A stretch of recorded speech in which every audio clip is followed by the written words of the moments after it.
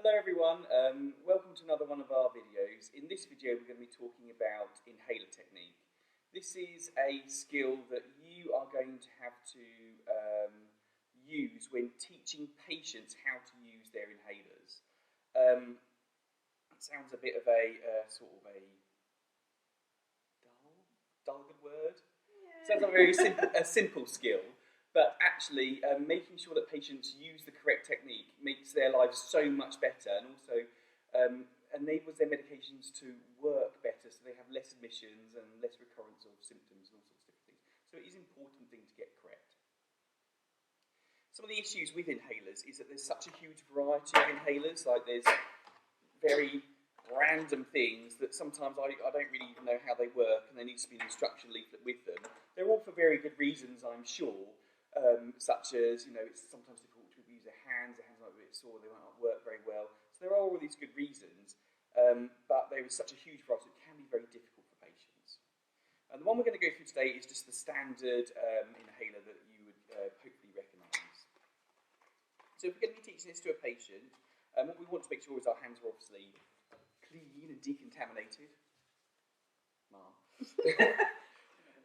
And we want to take our inhaler out and then be able to do some checks on it. So if we are going to give a patient an inhaler and it's prescribed, we do want to make sure that on the prescription chart there is the name of the drug written clearly, the dose of the drug, the route of the drug, it's been signed and it's been dated. And then also that you check that it's due now and that it hasn't been given before you. So if you've got all those things, then you can actually give the drug. Once you've got the inhaler out, you then need to check to make sure that it matches the prescription that you've got. So you need to make sure that if you check the drug, you check the name of the drug, the strength of the drug, the route with which it's going to be given. So is this drug for inhaler or inhaled medication? Is it for IV use? All those different things. You need to make sure that it's in date and it's also clean, dry, and intact. Yeah.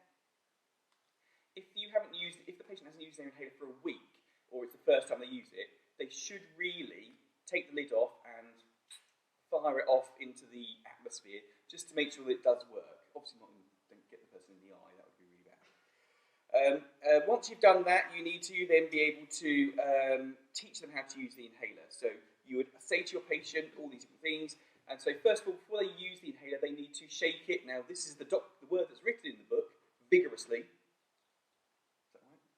That's quite vigorous. Yeah. And then once you've done that, we then need to ask the patient to take it. So what they want you to do is hold the inhaler in their hands so they can actually depress the canister. They need to place it into their mouth and seal their lips around the mouthpiece and their teeth around the mouthpiece, but not bite. The idea of the teeth around it is that they don't put their teeth in front of it and then squirt it onto their teeth. They need to be able to, in a good position, so sitting up or standing if possible, take a breath in, a breath out. And then when they inhale, during the inhale, they need to depress the canister and expel the medication into their mouth, and then breathe it in. Then they need to hold their breath for up to 10 seconds. If someone's acutely unwell, they might not be able to hold their breath for the whole of the 10 seconds, but every little helps. So you want to say to the patient, please take out your medication. There is your medication, patient.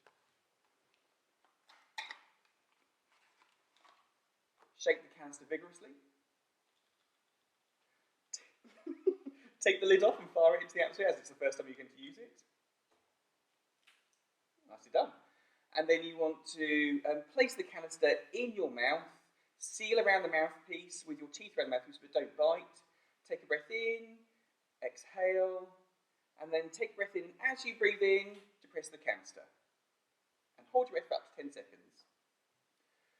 So that's how we want to be teaching people. Now you can do whatever you like. You might have wherever you're doing this, you might have a placebo medication that you want to use. You might demonstrate it by firing behind you, or you might actually use the placebo medication yourself. However is best to actually show the patient, but it's important that they demonstrate it so you can actually see that they've done it correctly. Some patients find the whole coordination thing very difficult, and it can be really challenging for people. So if you do that, you can use a spacer, which is basically a device that they can fire the medication in, and then that will hold the medication, and then they can breathe in. They don't have to coordinate breaths and pressing. But the golden rule of these spacers that we've got here is that if you hear a noise, they're doing it wrong. So when they actually depress the drug into it, they just need to do 5 normal breaths and then they'll inhale the drug in. If they start to do really deep breaths, you'll hear this noise. Sounds like an accordion. That's when they're doing it too much. They need to be able to just do 5 normal breaths and then that's the medication done. They need to give it a clean when they're finished, make sure it's clean, and they also make sure the lid's back on their inhaler and it's kept somewhere safe.